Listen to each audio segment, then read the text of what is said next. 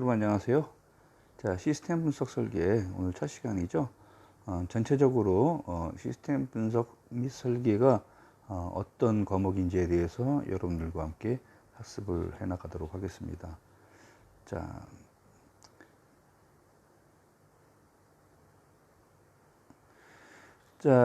이번 강좌의 학습 목표입니다.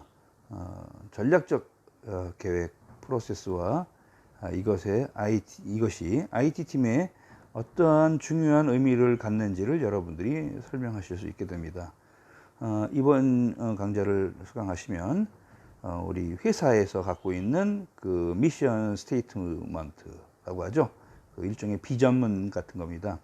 이런 그 어떤 회사의 사명에 대한 그 선언적인 문서에 대해서 여러분들이 작성한 그 목적을 설명할 수 있게 됩니다.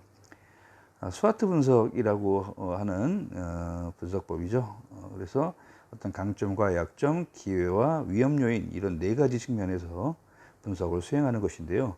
이 분석 방법에 관련된 그 요소들에 대해서 설명을 하실 수 있게 됩니다. 그리고 SDLC라고 하는 그 소프트웨어 디벨롭먼트 라이프 사이클이라고도 하고 또는 시스템 디벨롭먼트 라이프 사이클이라고도 합니다. 어쨌든 어떤 시스템이나 소프트웨어를 개발하는 그 생명 주기에 관련된 그런 방식인데, 이 SDLC가 시스템 개발을 위한 프레임워크 역할을 합니다. 그 방법에 대해서 여러분들이 설명하실 수 있게 되겠고요. 이 SDLC에는 이제 구조적 분석, 객체 지향 분석, 그다음에 에이자일 방법 같은 이런 방법론들이 포함되어 있습니다. 이런 방법론들의 특징, 장단점 이런 것들을 여러분들이 구분하실 수 있게 되겠죠. 그리고 이제 전통적으로 우리가 구조적 분석을 할 때 이 워터폴이라고 하는 폭포수 모델이 있습니다. 이것이 이제 시간이 지나가면서 여러 가지 다양한 형태로 진화하게 됐는데, 이것에 대해서도 여러분이 설명하실 수 있게 됩니다. 자, 그리고 우리가 이제 이런 시스템 분석가라고 하는 아날리스트죠. 이 아날리스트가 어떤 기업의 사명, 미션과 그다음에 목표, 오브젝트 또는 골, 그다음에 IT 요구사항 이런 것들을 고려해서 분석가가 이제 어떤 특정한 기업이나 개인의 요구사항 같은 것을 분석을 하면서 시스템을 개발하게 되는데요. 이때 여러 가지 이제 진행해야 하는 이런 그 목표를 달성해가는 전체적인 과정을 우리가 이제 프로세스라고 얘기할 수 있겠는데요. 이 프로세스는 시스템에 대한 요청으로 이제 출발을 하죠. 그리고 이제 아래 세 가지 요소를 평가하기 위해서 일단 그 예비조사를 수행을 합니다. 근데 이 예비조사는 그러니까 무엇이냐면 개발을 해야 될지 말아야 될지에 대한 기초조사를 하는 거죠. 첫 번째로 조사하는 것을 우리가 타당성 조사라고 합니다. 그래서 피저빌리티에 대한 스터디를 하고요. 그 다음에 이제 팩트 파인딩이라고 하는 사실 찾기를 합니다. 이런 것이 맞는가 안 맞는가 이런 것들을 이제 평가하고, 그 다음에 최종적으로 그런 내용을 가지고 어떤 경영진에게 보고서 형식으로 보고를 하게 되겠죠.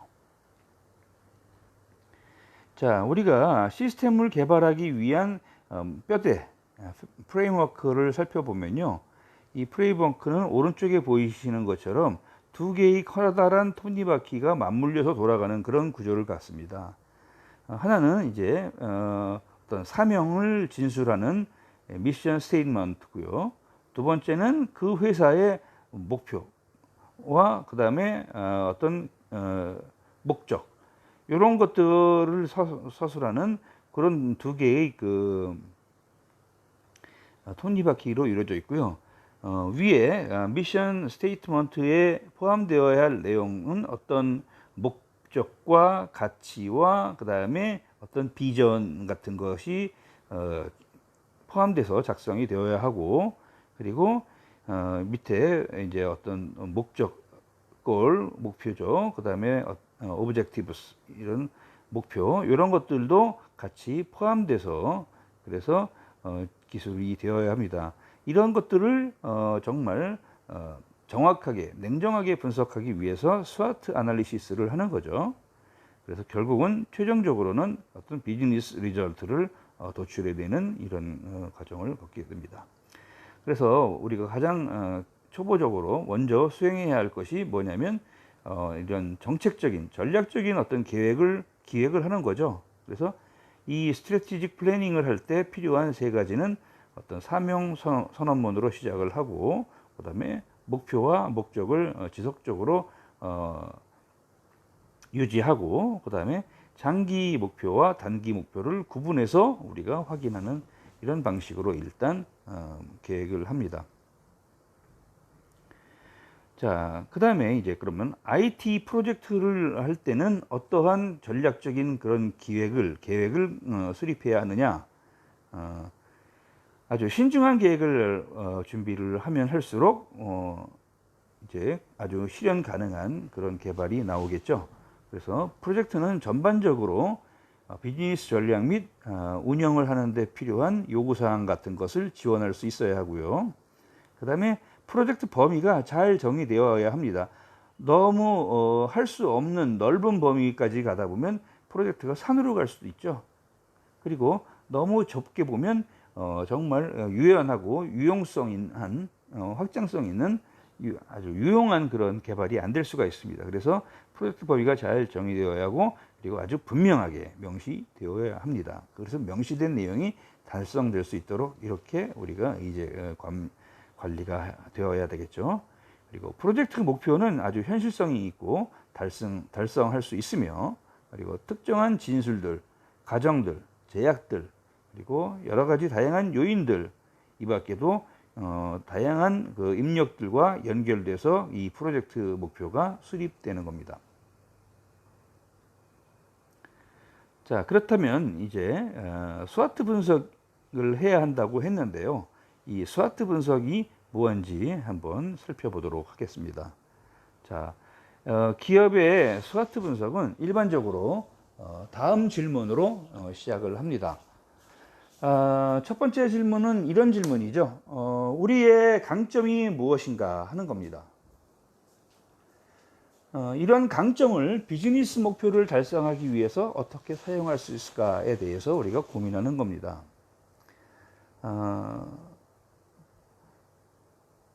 두 번째는 우리의 약점은 무엇인가 하는 것도 우리가 알아야 되겠죠. 우리는 약점은 없고 강점만 있다.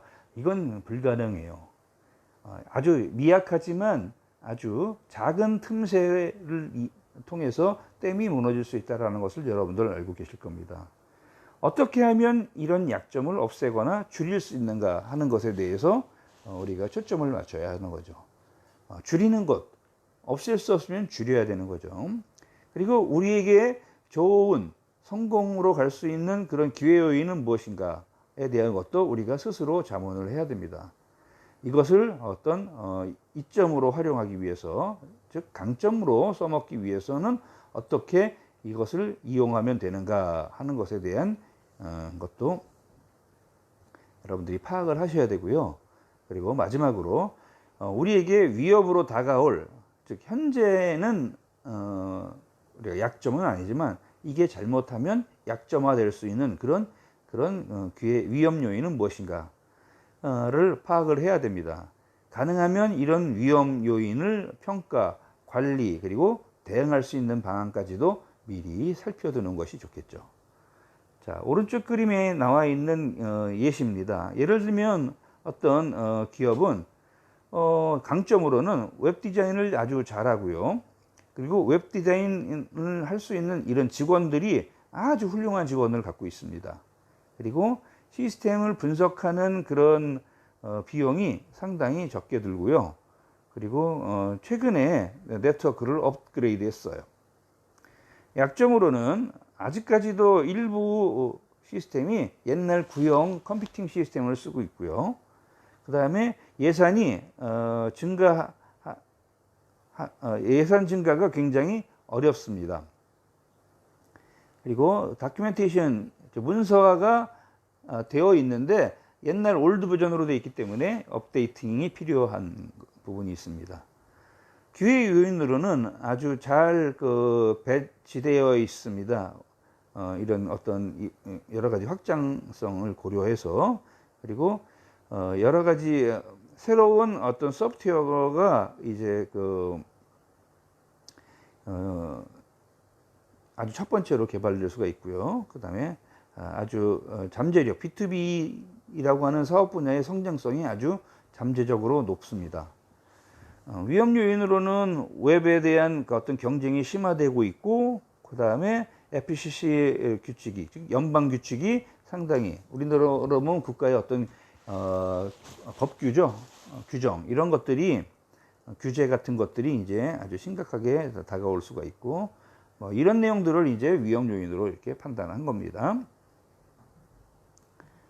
자, 우리가 이제 어떤 기업 경영이라고 하는 측면에서 우리가 다음 질문에 여러분들이 답하실 수 있어야 돼요. 자, 우리가 이제 어떤 시스템을 개발하려고 하면 뭐 인적, 또 금전적, 물질적, 이런 시간적, 이런 여러 가지 다양한 비용 요소들이 투자되어야 되는데, 이런 투자를 이익으로 회수할 때 기간은 얼마나 걸리고, 그 다음에 투자 대비 이익은 얼마나 얻을 수 있는가에 대해서 우리가 답을 준비를 해야 됩니다. 그리고 프로젝트를 수행을 할 때 어려운 점 같은 것이 발생할 수 있을 텐데, 그런 것은 무엇이 있는가 하는 거죠. 그리고 프로젝트를 수행하지 않을 경우에는 어떻게 되겠는가 하는 겁니다. 예를 들면 여러분 뭐 이런 것도 되겠죠. 우리가 어느 학교 앞에 초등학교 앞에 과속 방지턱을 설치하고, 거기에 다닐 수 있는 차량의 주행 속도는 예를 들면 50km로 제한했었어요. 근데 이것을 30km로 더 줄이려고 하는 그런 제도를 도입하려고 합니다. 그랬을 때 이거를 했을 때와 안 했을 때, 했을 때는 어떤 위험이 있고, 또 이것을 하지 않았을 때는 어떤 위험이 있는가 하는 것들을 우리가 구분해서 판단할 수 있겠죠. 그렇죠? 이런 것도 이제 여러분들이 한번 생각해 보실 만한 그런 이슈가 됩니다. 그리고 우리가 이 프로젝트를 수행을 했을 때 이것이 성공적이었다라고 평가할 수 있는 그 기준을 여러분들이 가지고 있어야 하고요. 그것이 적절한가, 그 기준이 적절한가 하는 점도 우리가 판단을 해야 되겠죠. 그래서 성공이다, 실패다라는 것을 어떻게 측정할 것인가에 대해서도 여러분들이 답변을 할 수 있어야 됩니다. 그리고 이런 것이 실패했을 때는 어떤 대안이 있는가 하는 겁니다. 시스템을 요구하는 주요 이유는 세 가지가 있어요.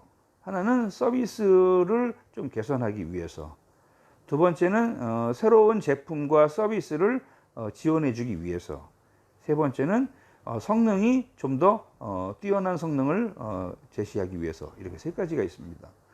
어떤 개선된 서비스를 위해서는 회사 내부 사용자나 또는 고객에 대한 서비스 개선을 목표로 하는 것이고요. 그리고 이제 새로운 제품이나 서비스에는 종종 새로운 유형의 또는 새로운 수준의 IT 지원이 필요한 경우가 많죠. 이런 것들을 지원하기 위한 목적으로 시스템을 요구하는 거죠. 그리고 세 번째는 현재 시스템이 성능 요구사항을 충분히 충족하지 못해요. 너무 낡아가지고 이제 아주 뭐 어디 안마 의자를 했는데, 그전에는 아주 그냥 성능이 좋고 잘 돌아가가지고 좋았는데 지금은 성능이 많이 떨어졌어요. 이런 거죠. 냉장고가 그전에는 아주 냉기가 잘 나와가지고 음식을 넣어놔도 며칠간 아주 신선했었는데, 지금은 냉기나 이런 것들이 오래되다 보니까 잘 좋지 않아서 이제 하루나 이틀만 가면 음식이 상하기 시작해요. 이랬을 때는 성능이 떨어졌다고 봐야 되겠죠. 자, 그래서 우리가 인포메이션 시스템을 이제 프로젝트로 개발하고자 할 때는 두 가지 어떤 큰 팩터를, 요인들을 중심으로 우리가 이제 분석을 하게 되는데요. 먼저 내적 요인과 외적 요인으로 이렇게 나누게 됩니다. internal effects 같은 경우에는 어떤 전략적인 기획 요소, 그 다음에 최고 경영자, 그리고 사용자들에 대한 사용자의 요구사항, 그리고 IT 개발 부서가 있는가 없는가, 또 적절하게 구성되어 있는가, 뭐 이런 것들이죠. 그 다음에 기존 시스템과 갖고 있는 데이터, 그 다음에 회사의 어떤 재정적인 건전성, 이런 것들이 이제 인터널 팩트가 되겠고요. 외부 요인으로는 이제 6가지를 제시를 해놨는데요. 첫 번째는 이제 정부, 범정부적인 어떤 법규나 어떤 규제입니다. 그 다음에 두 번째는 기술력이고요. 기술 변화죠. 세 번째는 공급자, 서플라이어. 우리 거래처 중에 우리에게는 고객도 있겠지만 우리에게 어떤 제품을 만들 수 있는 기본적인 재료들을 공급해주는 공급자가 있겠죠. 그 다음에 이제 고객, 그리고 경쟁자, 그리고 경제적인 환경, 이렇게 6가지를 우리가 외부 환경으로 이렇게 평가를 합니다. 그래서 무엇보다도 시스템 개발을 요구하는 이런 요청들을 우리가 평가를 해야 되는데요. 이런 평가를 할 때는 다음과 같은 평가 요인을 가지고 평가를 해요. 그래서 요청한 프로세스를 간소화시킬 수 있는가 하는 거하고, 일관성을 보장할 수 있는가, 그리고 이해하기 쉬운 시스템으로 구성을 해야 하겠고요. 그리고 명확한 지침을 포함해서 이 리퀘스트 폼을 작성을 해야 되겠죠. 그리고 어떤 증빙 서류가 필요한지도 이 폼에는 표시되어 있어야 합니다. 그리고 이제 어지간하면, 웬만하면 전자적으로 제출할 수 있도록 이렇게 해야 되겠습니다. 자, 우리가 아까 타당성이라는 것을 얘기를 했는데요. 이 타당성은 우리가 시스템을 개발하기 전에 상당히 중요하게, 그리고 냉정하게 살펴봐야 하는 그런 요소입니다. 그래서 뒤에서 아주 상세하게 설명을 하겠지만요. 일단 제안이 운영상 바람직한가 하는 것을 당연히 살펴야 되겠죠. 문제를 해결하거나 회사의 목표를 달성할 수 있는 그런 기회로 활용할 수 있는 실용적인 접근 방법이냐 하는 것을 먼저 확인을 해야 되겠습니다. 그리고 프로젝트에 활용할 수 있는 필수 기술 자원을 우리가 보유하고 있고, 그런 인력도 보유하고 있는가 하는 겁니다. 이런 자원과 기술력을 바탕으로 이런 프로포잘을 우리가 달성할 수 있다라고 이렇게 얘기할 수 있는 거죠. 그리고 고객 만족이나 회사 이미지와 같은 어떤 무형의 요소가 관련되어 있는가 하는 것도 살펴야 됩니다. 문제를 해결할 가치가 있고, 그 다음에 요청이 건전한 비즈니스 투자로 이어질 수 있는지를 우리가 분석을 한다는 얘기입니다. 끝으로 어떤 제안이 수용 가능한 시간 안에, 그러니까 허용된 시간 안에 완료될 수 있는지도 평가를 해야 됩니다. 자, 우리가 개발 기간을 3개월밖에 확보를 못 하는데 실제로 내부적으로 따져보니까 5개월 이상 걸리는 프로젝트예요. 왜? 우리가 갖고 있는 자원, 인적 자원, 물적 자원이 이렇게 3개월 안에 끝날 수가 없어요. 그러면 포기해야 되는데 이것을 하겠다고 하는 경우가 생기겠죠. 그러다가 이제 큰 코 다치는 경우가 생깁니다. 이런 타당성에 대한 것은 4가지 측면에서 우리가 검토를 하는데요. 첫 번째는 이제 운영적인 측면이에요. 그래서 will it be easy to learn and use? 즉, 이 시스템을 배우고 사용하는 것이 어렵지 않아야 된다는 측면이고요. 그 다음에 이제 이코노미컬한 부분 측면에서는 어떤 우리가 비용 대비 이익이, 그러니까 어떤 우리가 얻을 수 있는 이익이 비용, 투자된 비용을 초과할 수 있는가 하는 것을 살펴야 되겠죠.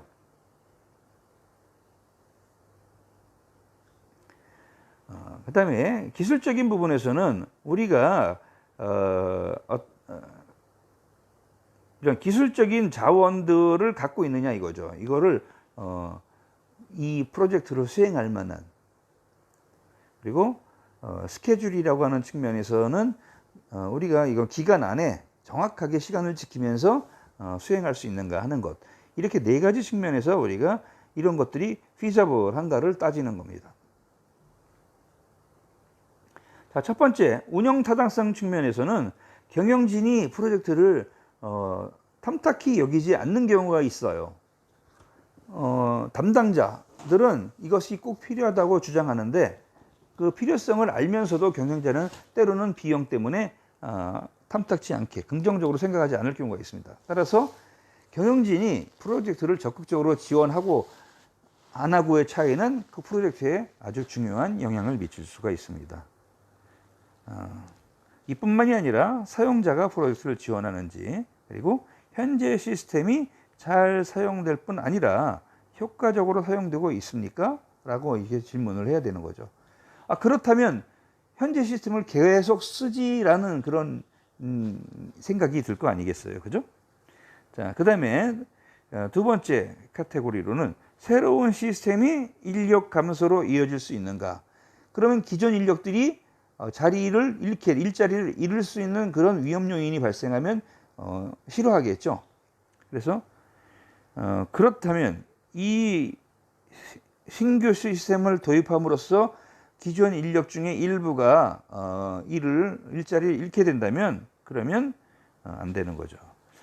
그리고 새로운 시스템에 사용자 교육이 필요한가 하는 부분을 우리가 운영 타당성 측면에서 검토를 해야 돼요. 새로운 시스템이 도입이 되면 사용자 교육이 필요합니다. 그렇다면 회사는 현재 직원을 교육하는 데 필요한 다양한 리소스들, 시간을 빼준다든지 유급으로 빼줘야죠. 그 다음에 장소도 제공해 줘야죠. 그죠? 그 다음에 강사나 이런 거에 대한 어떤 지원도 필요하지 않습니까? 그래서 그런 것에 대한 제공할 준비가 되어 있는지도 우리가 운영 타당성 측면에서 검토해야 되는 겁니다. 자, 그리고 이렇게 새로운 시스템이 사용자에게 새로운 요구를 발생시키거나 어떤 잘 운영해왔던 운영 폼을 변경하도록 하는 그런 상황이 발생하느냐라는 것을 물어봐야 돼요.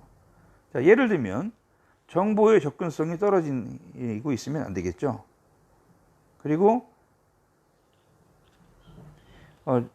이 시스템을 도입하면서 충분한 데이터들이 또는 정보가 발생하지 생성되지 않아요. 그렇게 하면 안 된다는 거죠.